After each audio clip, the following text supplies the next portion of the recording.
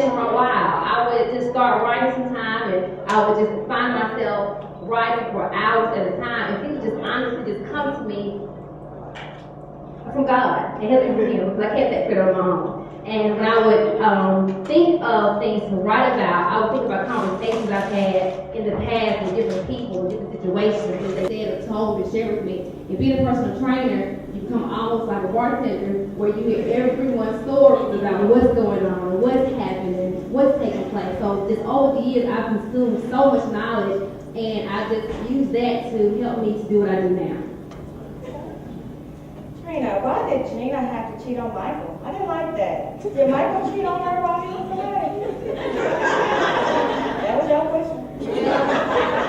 The reason that I had Gina to cheat on Michael, although she had finally found that person that she was totally in love with, she felt that her life was complete, everything was going well.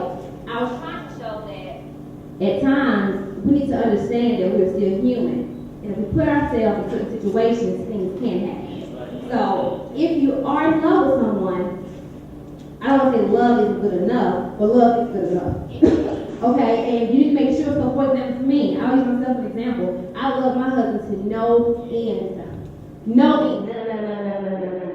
But I have to watch myself, because I feel as though if I know that I put myself in a situation that I could possibly cheat on him, I won't go into that situation.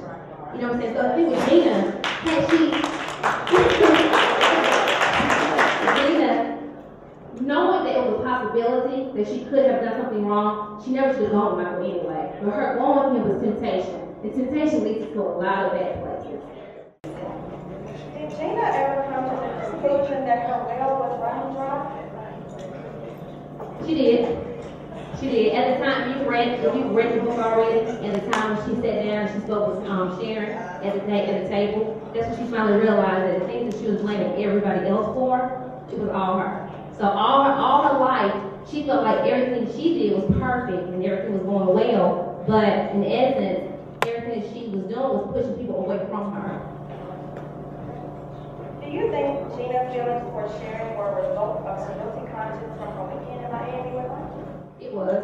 She knew she had done some things wrong while she was away. To make herself feel better, she decided I'll just put it on him. Let me just put it on him, so therefore, if we don't make it, I can always say, well, he left me for Sharon. And he'll never say, I was the one that made the mistake. Well, you turned the book into a play.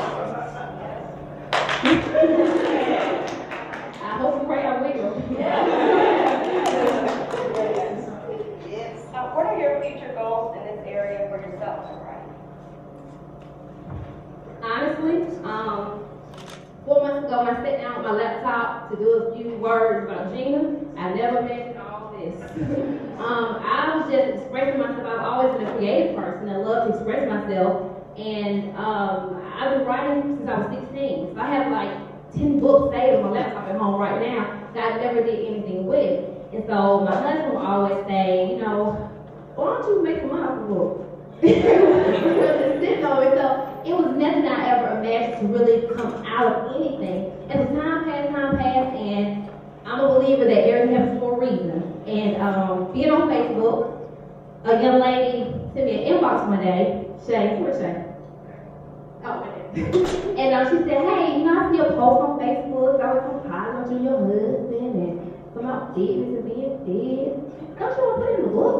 And I was like, not really. Being like a boot camp, and I wrote and she said, no, it's all you have to do is just like, maybe twice a week, take out 1 hour, write anything. Anything. You don't have to have any kind of, structure to it or any purpose or whatever. Just write something. So I said, okay, I see. So time went on, and she sent me a message again. She was like, "Can you write?" I said, "No." I said, but I'm gonna start. She said, "Well, look, I'm gonna bring you some books of some people that I've published already, and where can I bring them?" I said, "You know what? Bring them to a road. Come to a road tonight." So she came to a road. She did a road that night. She put everything. But she gave me the books, and I was telling her, I still don't have time to write. I don't have time to write. She said, well, don't you tell us to make time for your health and fitness. So if we can make time for our health and fitness, an hour, like you say, a day, you give me an hour. We never knew where it would go. We would sit up in my kitchen on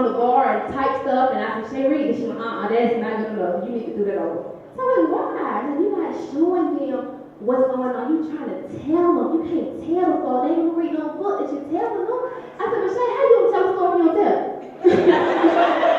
To know they need to be able to see it, and they need to be able to hear it, they gotta be able to feel it, they gotta be able to touch it.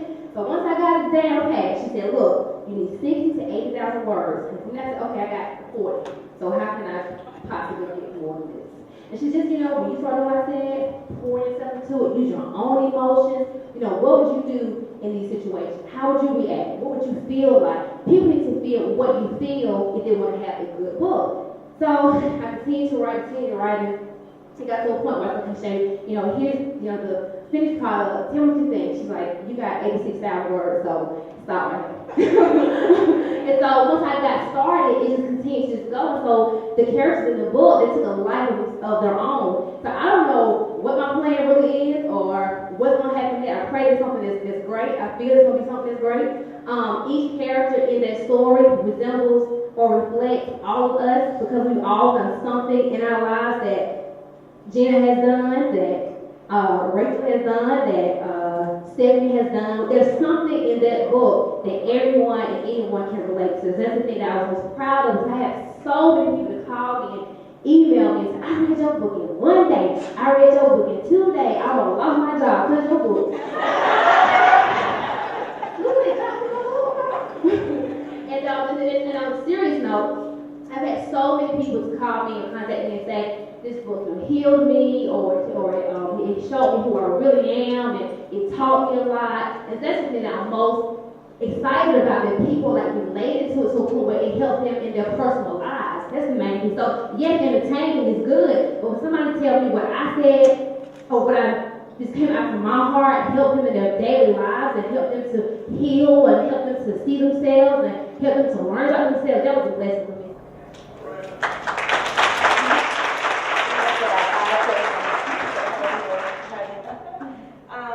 Did Jared start his affair with Sharon before leaving Gina?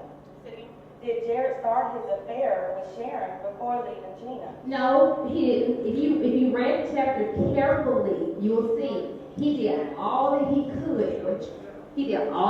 his marriage. And Michael had to show her that. But I hate it. Did they ever read from a kid? Well, there's a portion. I'm sorry. There's a portion in the book where her new husband kind of almost kind of pulls her forward because she's so angry and bitter. And he's like, why are you still so angry? Those people are married. We are married. We're happy. They're happy. Why are you still holding so much bitterness in your heart? So I ain't bitter. He was like, so he had to show her, and sometimes we need that. We'll think. Or we'll think that, what we're doing is a reflection of something that's bad or something that's negative. So we need somebody to come in and whisper in our ears and tell us on our way. That's what Michael was there for. He was there to show her faults really were what she felt that she had done.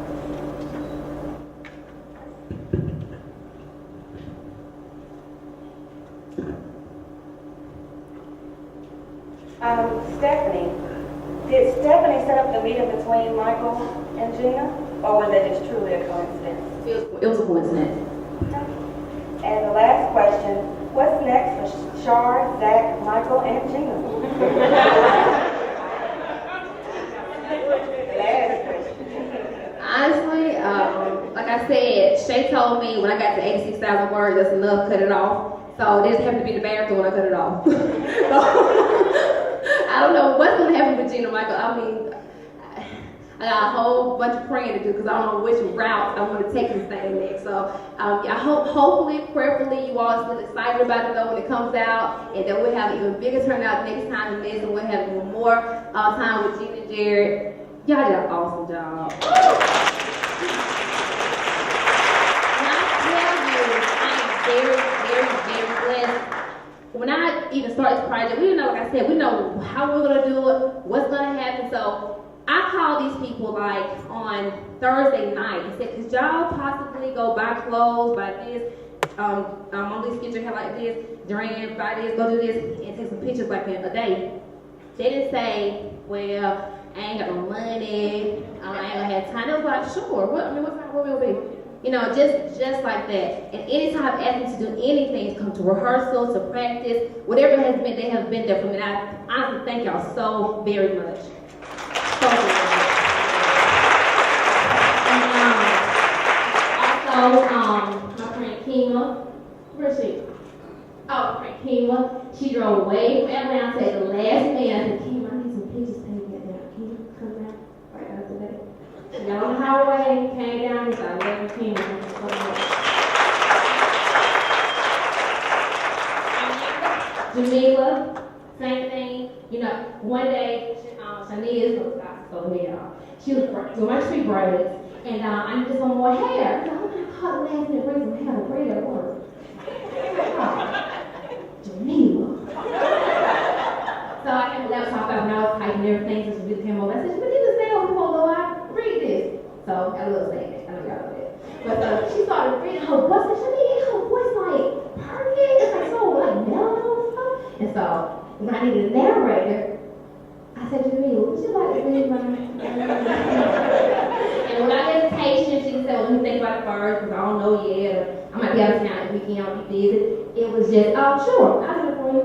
And everything that has happened up to this point, everyone that has been a part of this has been just, sure, I got you. Sure, I got you. Sure, I got you. It's never been I don't know yet. I don't know how to be. Like, I gotta go do this first. So I know that God has his hands in this, because it would not have turned out as grand as it had he not had his hand in it. So I'm so very grateful for all of that. And for all of that. And before we close, we just have one small thing. Shay, she's the publisher that she was just talking about.